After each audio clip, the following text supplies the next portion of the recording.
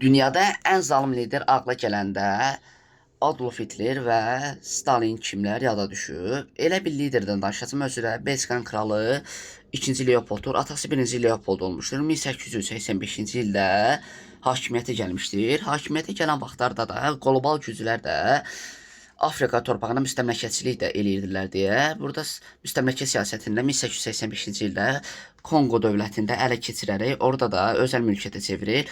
Orada da müstəmləkə siyasəti aparırdı. Orada da Avropalılara aid missionerlər də gətirmişdi Avropa mədəniyyətini göstərsinlər deyə. Orada Avropa mədəniyyətindən çox soyqırımların olacağı da bilinirdi. 10-15 milyon arası qara dərilərin ölümünə səbəb olmuşdur.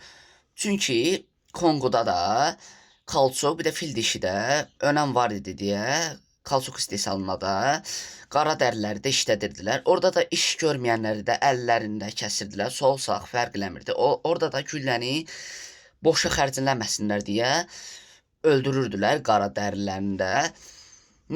10-15 milyonunun da qanı da 2-ci Leopoldun da əli batmışdı deyə, həm də Belçikanın qaranlıq bir də rüsvayçı tarixi də kimi yada düşür. İndi insan haqlarından danışan Avropalılar da əvvələ qaranlıq işlər də çevirdiklərini dünyada bilir. Eyni ilə də burada gizlicə missionerlərin də çəkdiyi olmuşdur. Burada qara dərilərin nətər işgəncə elədiklərini, bir də əllərini kəsdiklərini.